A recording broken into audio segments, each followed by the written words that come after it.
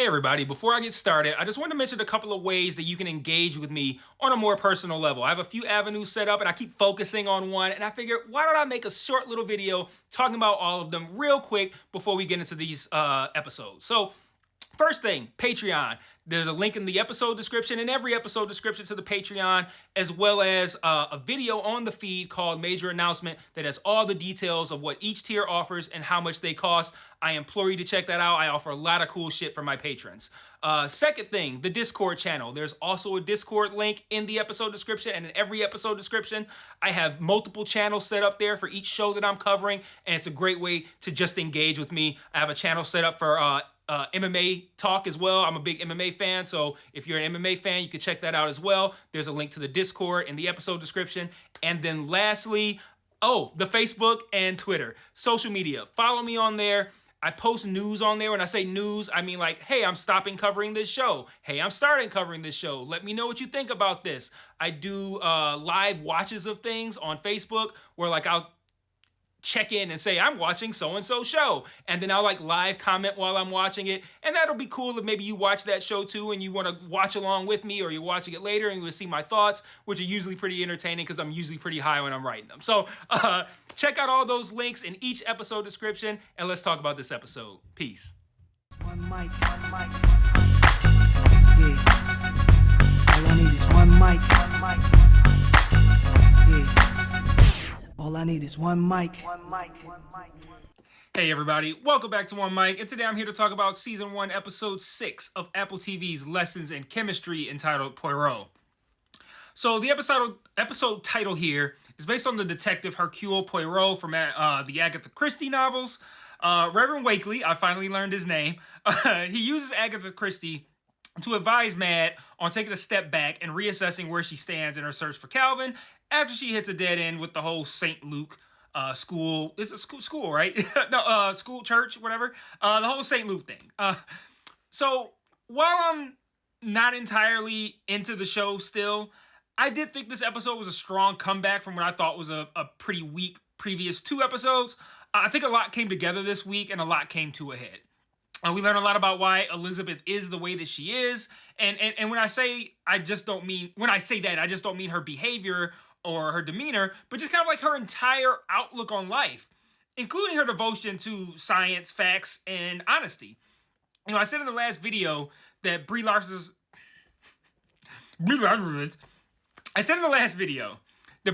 performance comes off like she thinks that this is what nerds act like, and that they must be devoid of all personality, and I know that's not what she believes. I'm just saying that that's how the performance comes off.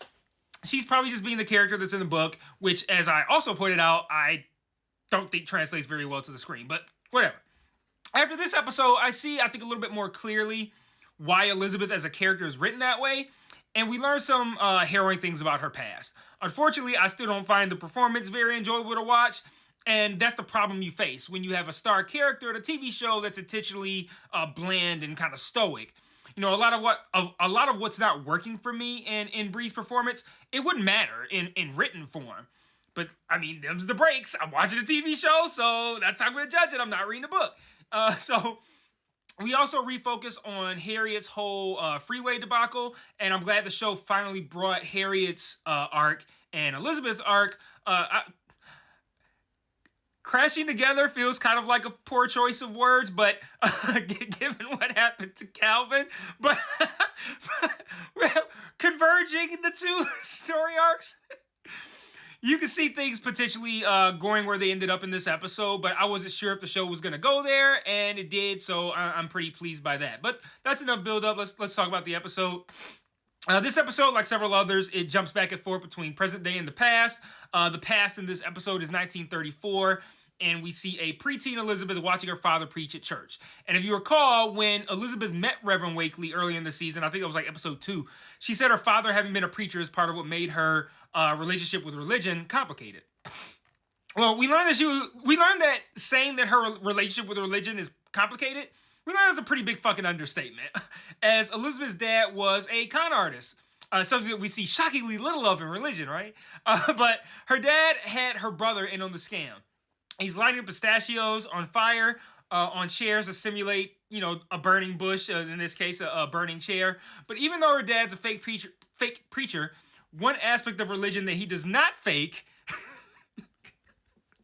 is his hatred of gay people. And his son is no exception to this. This isn't funny, but like, I'm laughing because I will never, ever, ever waste an opportunity to take a dig at religion. I'm sorry, but it's indefensible. So Elizabeth's father treats her brother like shit, berating him, making him ride in the trunk, all sorts of horrific treatment. And Elizabeth she seems too young to know better.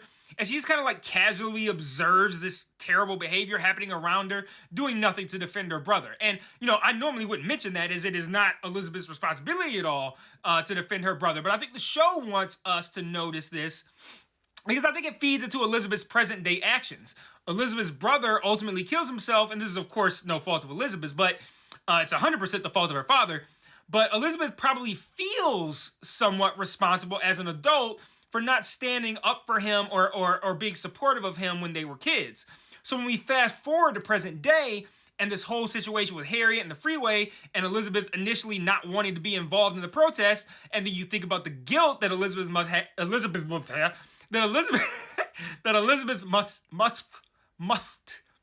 have over not standing up and doing the right thing for her brother, which ultimately cost him his life.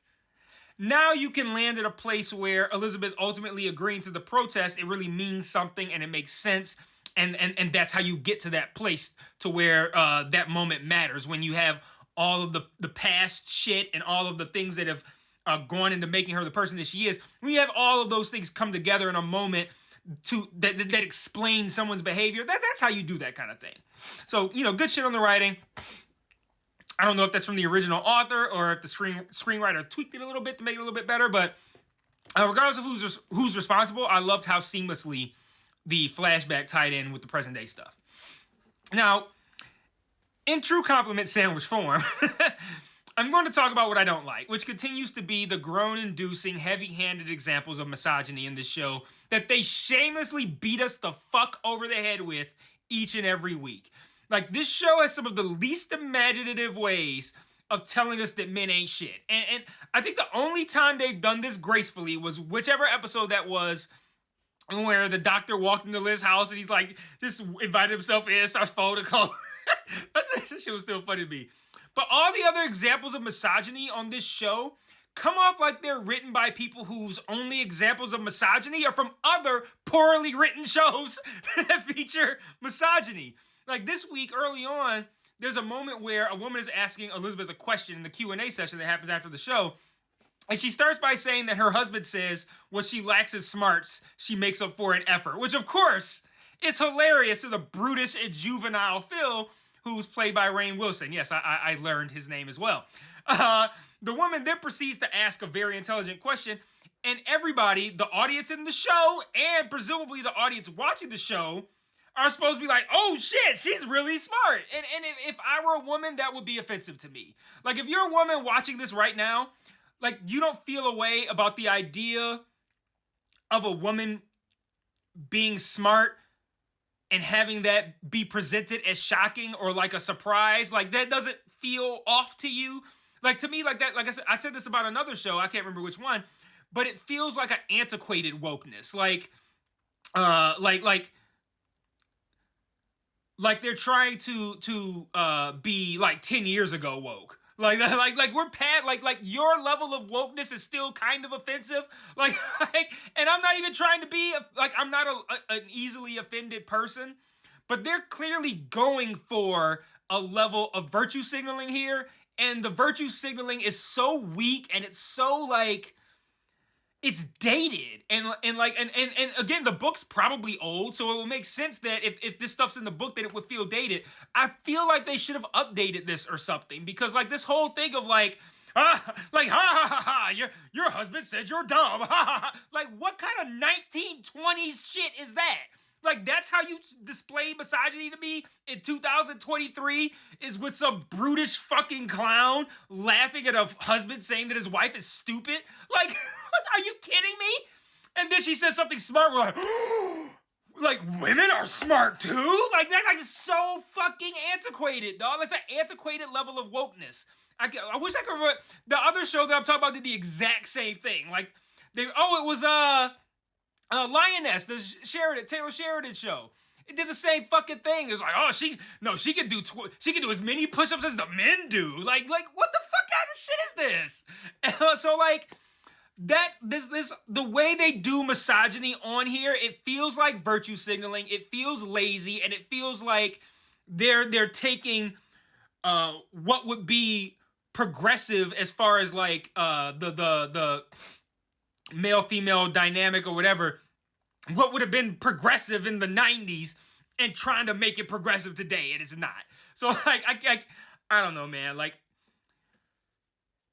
I feel like the writers of this show, like, they're all in a room, and they're like, you know what would be great? Something that no one has ever seen before? Let's have a man assume a woman is dumb, but then surprise everyone by her actually being smart. Like that's not, like I said, that's 1990s virtue signaling. Like, I can't believe whoever brought that up wasn't kicked out of the room. Like, or same thing applies to whoever felt that part of the book needed to be included in the show without some sort of, like, less archaic update. I also didn't like, after the flashback scene where Elizabeth's brother kills himself, Elizabeth remembers a memory of him saying that living a lie must be what hell is like. He's like, oh, that must be hell. I don't know what hell is like, but whatever it is, it must be like living a lie. And then present day Elizabeth uses that memory as motivation to...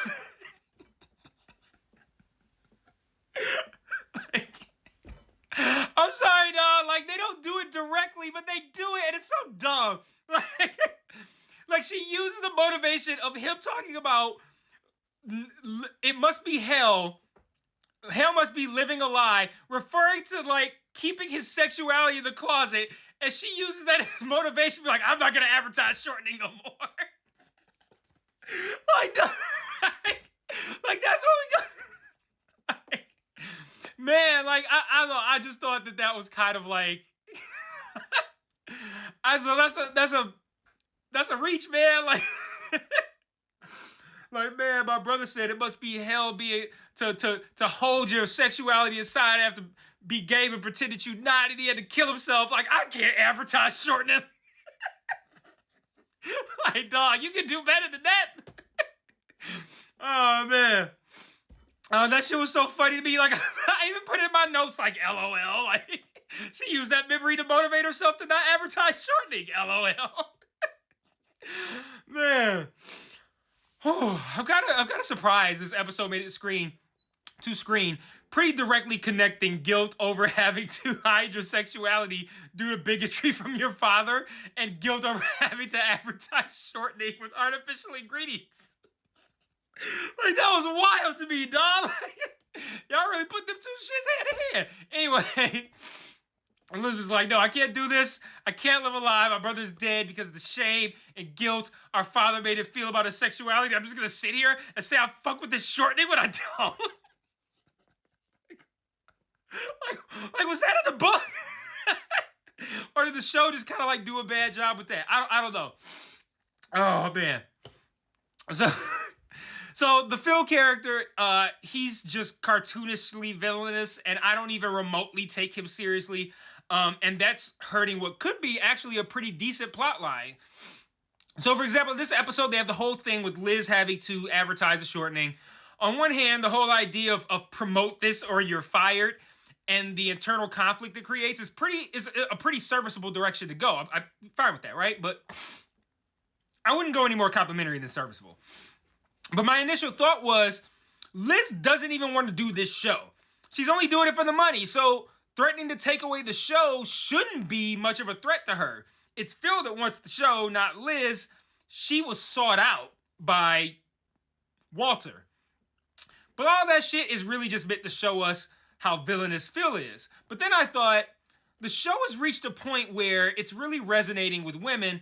It would be cool if this show, Lessons in Chemistry, explored the idea of Liz not wanting to do her show, but feeling like it was too big and too important to fail. And, you know, like kind of like it's bigger than me now. kind of thing. And they didn't quite do that, but they did something similar where the job of the suspension doesn't mean a lot to Elizabeth, but her staff not working and not getting paid does. So it's kind of like, it's a similar thing. Both things work equally well. I thought that was an interesting direction to take things. It's still a situation where I don't particularly care, but I'm doing it anyway to help others. Like the eternal conflict of like, I don't want to promote this brand, and doing so would betray who I am and undermine everything I preach about, juxtaposed with, is this the hill to die on when these people need this job more than I do and they're going without payment? So I thought that was like a really well done aspect of this episode. Another aspect I thought was well done was the return to the freeway story arc. They did multiple things here that I liked, actually. I liked how they tied in Harriet's arc more directly with the civil rights movement, and even more so than that, the concept of being afraid to do what's right out of fear of reprisal, and how that may have looked and felt back then in the black community. Like the scene where Harriet scolds her husband and basically makes him out to be a race traitor because he cares too much about what white people think. That was really scathing, because if you're a black person, that's like one of the worst things that can be said to you. And then later in the episode, he's like, my hesitancy isn't because I'm scared, it's because I don't want anything to happen to you, which any other black man would have said at the time and not after the protest, but hey, I'm not here to nitpick. Excuse me. Then after the argument, Harriet's husband leaves, and right on cue, Elizabeth calls and she's like, I really made a difference today. I wore pants on TV.